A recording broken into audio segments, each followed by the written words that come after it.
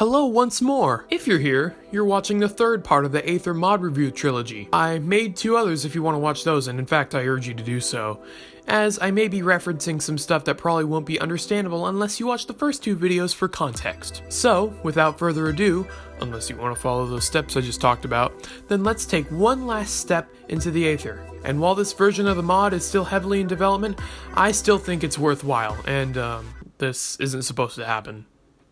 Did I not install the mod right? Could this be my greatest defeat since childhood? Nope! First thing that's changed is that you no longer make Aether portals with glowstone. I'm kinda sad that that's changed, but at least it provides you with a warning before you go accidentally making portals. But for real now, let's start the review.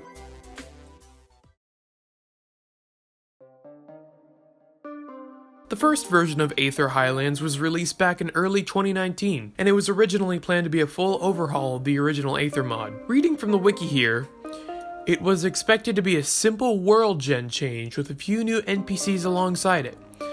As of today, it's become a little more, thanks to help from a decently sized group of modders and coders. It's a relatively new mod, but it's still got a lot in it, such as new biomes, new mobs, new blocks, new retextures for the older mobs, and last but not least, lore. And you're a dang fool if you think I'm not talking about the lore, for God's sake. 10 out of 10.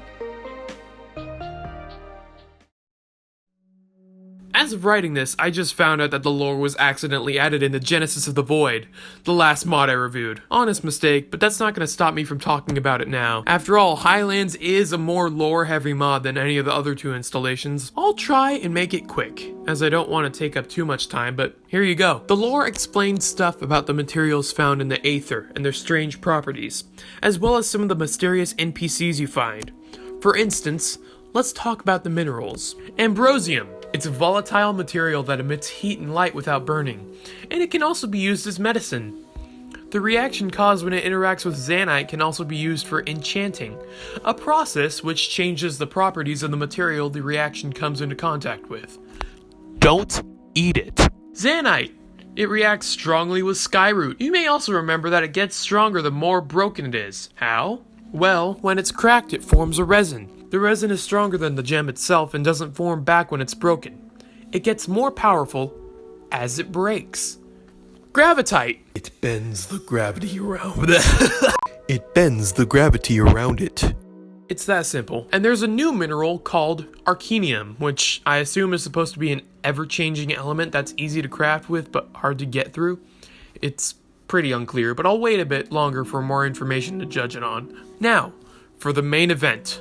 The Blight. Apparently, this story is set about 200 years after Aether Legacy. The place you were in Legacy was the Western Sky Islands, as opposed to the mainland of Thera. After the Sun Spirit, aka Mr. Dialogue Too Long, was defeated by Steven, who I can only assume is supposed to be Steve, a corruption-like disease called the Blight began to spread freely. It's basically what made cockatrices and tempests as dangerous as they are now. Fortunately though, it gets killed by the sun. One more thing. There's a guy named Edison Rank that you spawn next to. And according to the lore, he ate ambrosium. Look at him now. He has to keep eating ambrosium to survive. Don't do ambrosium, kids, or you'll end up like Edison. Edison is a merchant who sells random items you can literally find within 5 minutes. He's kinda like a more charismatic, wandering trader. 10 out of 10. Easy. The Aether looks pretty much the same as it did before, with a few main differences. 1. The geography of the area. There are new biomes, much larger islands, and a whole host of new tree and wood types. 2. The new structures that are all over the place, including the outpost you meet Edison at. They have chests! Nothing in them, but chests! 3. The textures. Look at them. They're so dang good. Look at them. Look at them. 9 out of 10. A significant improvement from the last time. Still the same pastel color scheme, but it really went somewhere else this time. Hey, we're back here now. This mod still masters the item and toolset category like it always has. Just like Legacy before it, almost every new Aether toolset has a special power, with the exception of a couple, but I have faith in them. The Skyroot toolset doubles the drops you get from the things you harvest, as shown here. Holy Stone tools allow you to randomly gain ambrosium Don't eat it. For mining or fighting. Zanite allows you to mine better and faster or do more damage while it breaks, which is something I can't exactly demonstrate, but just take my word for it. Gravitite reverses gravity for blocks and mobs and can act as a silk touch enchantment if used right. These ores all have minor color enhancements from the last time, making them look significantly better, but we focused on them enough. There are 3 new armor sets and 1 new tool set. The 2 animal hide armor sets come from killing 2 types of animals, the Tagore and the Burukai. They both equate to leather armor and don't really have any special abilities. The Arcanium armor / tool set has no other special ability other than being super strong. That's it. Kinda disappointing, but it's cool that they added a new, stronger ore. We got a whole host of new food items, including a candy cane, a cockatrice cookie, lollipops, various types of meat, and new berries. A good variety of options. New shields were also added and they look beautiful. New blocks have also been added, such as different types of scatter glass, cloud wool, stones, and a whole host of new decorative blocks. I'm gonna give this a 9 out of 10. The tool sets and armor sets are slightly more average than last time, but I still have a lot of faith that the newer tools and materials will prove themselves to be very awesome and important. Plus, the existing mineral sets are already super awesome. At last, I've been waiting to make it to this part, the mobs section. You remember the old Aether mobs, right? There are flying pigs, which you can ride on, air bunnies, which can ride on you to help you glide, air whales, which... I love them, flying cows, which you can also ride, I guess, friendly large birds called moas, not so friendly large birds called cockatrices, puffy freaking sheep, mimics, valkyries, acre plants, sweats, zephyrs, and more. Throw them out the window.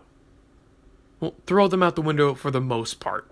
This mod changes everything. Huge Burukais, amazing Tagores, beautiful Kirids, stunning Moas, and wow, suddenly I don't hate cockatrices nearly as much as I used to. Could this be a redemption? Nope. No, it's not. I still hate them. They look cool though, I like that. I really like what I'm seeing, but there's one thing missing. Something puffy. Something fantastic. The puffy floating sheep. Are they gone? Have they gone extinct? Oh wait, there's one. 10 out of 10. Oh wait! I forgot about the new NPCs. You can talk to them, ask them questions, and shop with them. It kinda reminds me of Telltale Games.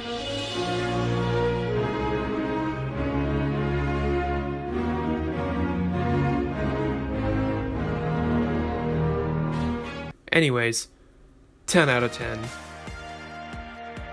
So, I guess this is where the final score would be. However, since this is the last Aether mod review out of a 3-part series, I wanted to do something special for it. You see, I've played this mod a lot over the years, but something I can never truly experience is opening it up for the first time again. So, what's the next best thing? Having someone else experience it for the first time in front of you. I contacted my good YouTube friend DragonClaw and asked him to play the Aether mod with me.